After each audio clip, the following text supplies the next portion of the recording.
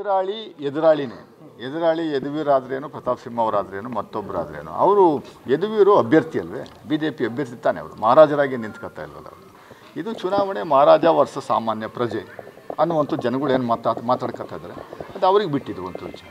Sir ನಿಮ್ಮ ದೃಷ್ಟಿಕೋನದಲ್ಲಿ ಅಲ್ಲ ಸಾಕಷ್ಟು ಸಮಸ್ಯೆಗಳಿದ್ದಾವೆ.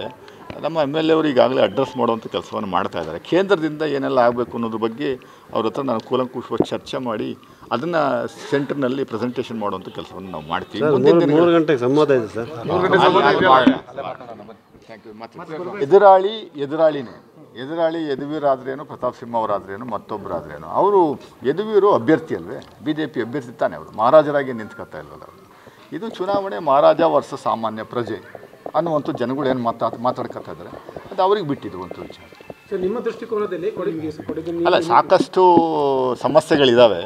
ನಮ್ಮ MLA ಅವರು ಈಗಾಗಲೇ ಅಡ್ರೆಸ್ ಮಾಡುವಂಥ ಕೆಲಸವನ್ನು ಮಾಡ್ತಾ ಇದ್ದಾರೆ. ಕೇಂದ್ರದಿಂದ ಏನೆಲ್ಲ ಆಗಬೇಕು ಅನ್ನೋದ್ರ ಬಗ್ಗೆ ಅವ್ರ ಹತ್ರ ನಾನು ಕೂಲಂಕುಷವಾಗಿ ಚರ್ಚೆ ಮಾಡಿ ಅದನ್ನು ಸೆಂಟರ್ನಲ್ಲಿ ಪ್ರೆಸೆಂಟೇಷನ್ ಮಾಡುವಂಥ ಕೆಲಸವನ್ನು ನಾವು ಮಾಡ್ತೀವಿ.